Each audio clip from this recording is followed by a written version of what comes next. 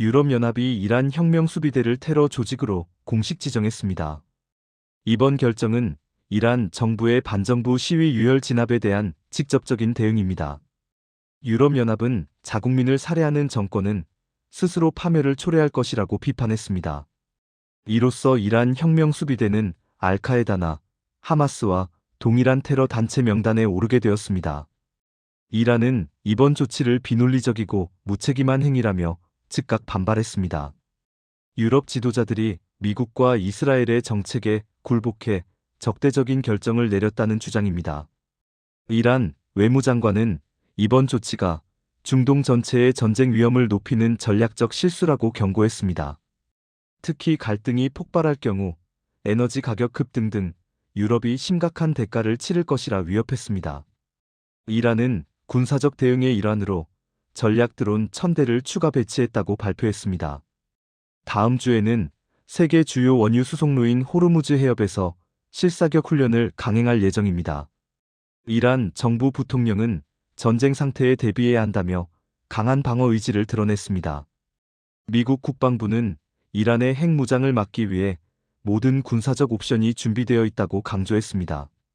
트럼프 대통령 역시 공정한 핵 합의가 이뤄지지 않을 경우 이란을 타격하겠다고 예고한 상태입니다. 분석가들은 이번 지정이 경제적 실효성보다는 상징적 의미가 크지만 긴장은 고조될 것으로 보고 있습니다. 유엔 사무총장은 지역의 파멸적인 위기를 막기 위해 양측의 외교적 노력을 촉구했습니다. 러시아와 우크라이나가 전사자 시신 1000구를 교환했습니다. 우크라이나 정부는 러시아로부터 시신을 돌려받았다고 밝혔습니다. 이번 교환은 이스탄불 합의에 따라 이루어진 조치입니다. 양측은 시신 12,000구와 부상병 등을 송환하기로 합의했습니다. 지난 11월에도 시신 1000구가 우크라이나로 돌아갔습니다. 하지만 포로 교환은 작년 10월 이후 정체된 상황입니다. 전쟁 4주년을 앞두고 평화 협상을 위한 노력은 계속되고 있습니다. 최근 아랍에미리트에서 미국과 러시아, 우크라이나가 3자 회담을 가졌습니다.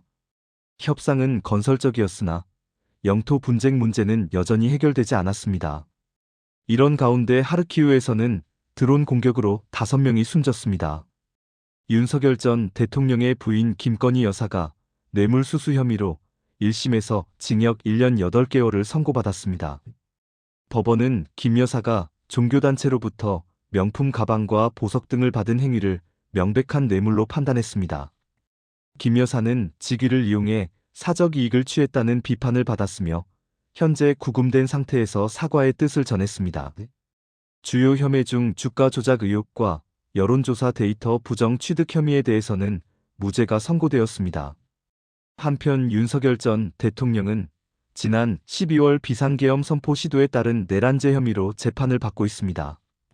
검찰은 윤 전 대통령에게 사형을 구형했으며 내란죄에 대한 최종 판결은 다음 달에 나올 예정입니다. 윤 전 대통령은 이미 공문서 위조와 체포방해 등의 혐의로 징역 5년을 선고받은 상황입니다. 한국 현대사에서 전직 대통령들이 퇴임 후 사법 처리를 받는 사례는 계속해서 반복되고 있습니다. 전두환, 노태우, 이명박, 박근혜 전 대통령 모두 수감 생활을 거친 뒤 사면된 전례가 있습니다. 전문가들은 한국 검찰의 강력한 권한이 고위 공직자들을 엄격히 감시하는 배경이 되었다고 분석합니다. 최근 한국은 수사와 기소 권한을 분리하는 대대적인 검찰 조직 개편을 단행했습니다. 최고 권력자였던 인물들이 잇따라 법의 심판대에 오르며 국제사회의 이목이 집중되고 있습니다. 유럽연합과 인도가 20년 만에 역사적인 자유무역 협정을 체결했습니다.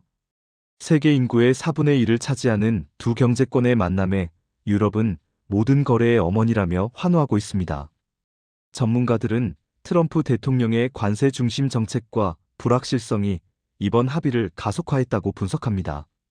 미국과의 비즈니스 비용이 급격히 상승하자 주요 경제국들이 서둘러 양자 협정에 나선 것입니다. 이번 합의로 섬유와 의류 및 자동차 등 광범위한 품목의 관세가 대폭 삭감될 예정입니다. 특히 인도 내 유럽산 자동차 관세는 기존 110%에서 10%로 파격적으로 낮아집니다. 두 경제권은 전 세계 국내 총생산의 25%를 차지하며 강력한 경제 파트너로 거듭나게 되었습니다. 이와 동시에 영국의 키어 스타머 총리도 실용적인 국익을 위해 6년 만에 중국을 방문했습니다. 캐나다 역시 미국의 관세 위협에도 불구하고 중국과 농산물 및 전기차 관련 관세 인하에 합의했습니다. 트럼프 행정부의 압박이 오히려 중국을 안정적인 무역 파트너로 보이게 한다는 분석이 나옵니다. 물론 중국의 경제적 강압에 대한 우려도 여전하지만 많은 국가가 파트너 다변화에 속도를 내고 있습니다. 인도와 유럽연합은 이번 협정을 통해 관세 장벽보다 무역 협정이 중요하다는 정치적 메시지를 던졌습니다. 결국 글로벌 공급망의 취약성을 확인한 국가들이 미국 중심에서 벗어나 자구책을 찾는 흐름이 거세지고 있습니다. 중국 당국이 미얀마를 거점으로 활동하던 범죄 조직원 11명에 대해 사형을 집행했습니다. 이들은 텔레콤 사기와 불법 도박장 운영 등 여러 강력 범죄에 가담한 핵심 구성원들입니다. 저장성 원저우 법원은 지난 9월 이들에게 사형을 선고했으며 최고인민법원의 검토를 거쳐 최종 집행되었습니다. 처형된 인원 중에는 민씨 가문 범죄 집단의 주요 멤버들이 포함된 것으로 확인되었습니다. 조사 결과 이들은 2015년부터 미얀마에 다수의 거점을 세우고 불법 행위를 이어왔습니다. 이들이 사기와 도박으로 가로챈 범죄 자금은 100억 위안 하나로 약 1조 9천억 원에 달합니다.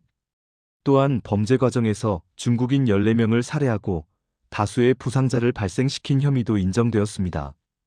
미얀마와 태국 캄보디아 접경 지역은 법망을 피한 사이버 사기 산업의 중심지로 지목되어 왔습니다. 중국 정부는 최근 동남아시아 국가들과 협력해 사기 거점 소탕을 위한 대대적인 단속을 벌이고 있습니다. 현재까지 수만 명의 범죄 용의자가 중국으로 송환되었으며 강력한 법적 처벌이 이어지고 있습니다. 최근 캄보디아에서 송환된 거물급 인사 첸지를 비롯해 대형 범죄 조직에 대한 압박이 거세지는 상황입니다. 유엔은 사이버 사기 산업이 전 세계로 확산되고 있으며 수십만 명이 범죄에 동원되고 있다고 경고했습니다.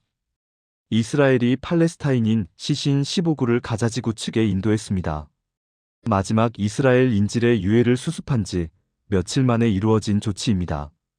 이번 시신 인도는 미국이 중재한 휴전합의 1단계의 마지막 절차로 평가됩니다.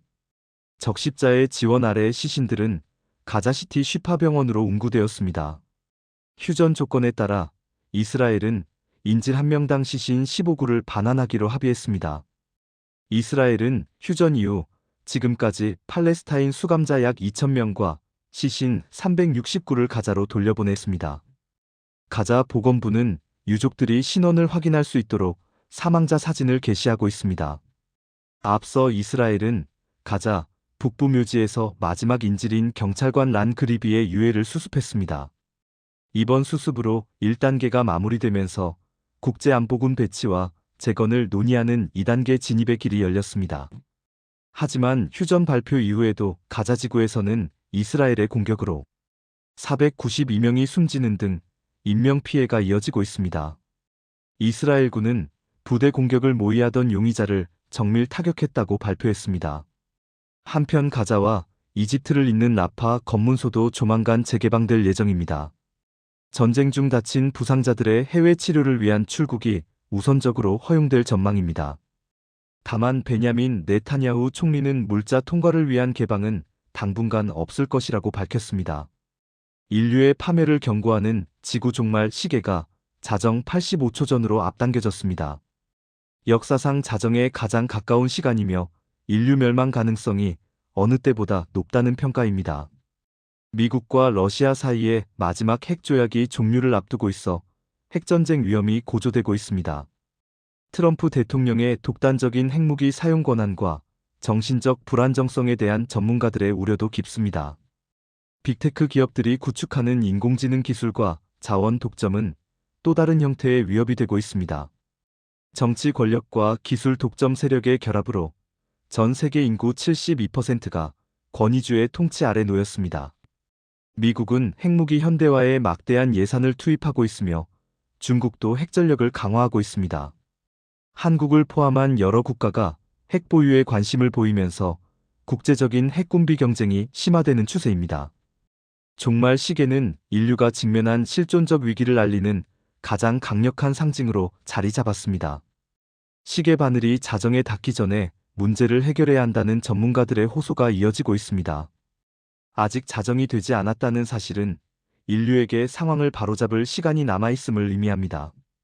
종말 시계의 바늘이 움직이는 매 순간은 인류 생존을 위한 마지막 경고와 같습니다. 이탈리아 시칠리아의 니셰미 마을에서 대규모 산사태가 발생했습니다. 며칠간 이어진 기록적인 폭우로 마을 가장자리가 무너져 내렸습니다.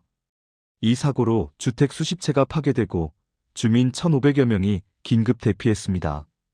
산사태 범위는 약 4km에 달하며 당국은 위험구역을 설정했습니다. 조르자 멜로니 이탈리아 총리는 현장을 방문해 피해 상황을 점검했습니다. 니셰미는 모래와 점토 지층 위에 건설되어 폭우 시 지반이 매우 취약합니다. 과거 1997년에도 대규모 산사태가 발생해 대피 소동이 벌어진 바 있습니다. 이탈리아 정부는 국가 비상사태를 선포하고 초기 복구 예산을 편성했습니다. 지역 당국은 전체 피해 규모가 최대 20억 유로에 이를 것으로 보고 있습니다. 지반이 여전히 불안정해 많은 주민이 영구적으로 이주해야 할 상황입니다. 이번 사태로 위험지역 건축물에 대한 정치적 책임론이 거세지고 있습니다. 북극에서 기후변화와 얼음 감소에도 불구하고 북극곰들이 잘 적응하고 있다는 소식입니다. 노르웨이 극지연구소는 스발바르 제도의 북극곰 약 800마리를 20년 넘게 추적 조사했습니다. 연구 결과 북극곰들은 이전보다 체중이 늘어나는 등 건강한 상태를 유지하고 있었습니다. 해빙이 급격히 줄어들었음에도 북극곰들이 새로운 생존 방식을 찾아낸 것으로 보입니다. 전문가들은 북극곰이 좁아진 얼음 구역에서 바다 표범을 더 효율적으로 사냥하고 있다고 분석했습니다.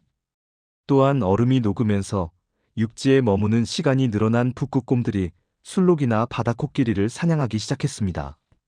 일부 북극곰은 전체 시간의 90%가량을 육지에서 보내며 창의적인 생존 전략을 보여주고 있습니다. 이는 북극곰이 생존하는 데 예상보다 적은 양의 해빙이 필요할 수도 있음을 시사합니다. 하지만 연구진은 이러한 긍정적인 신호가 일시적일 수 있다고 경고했습니다.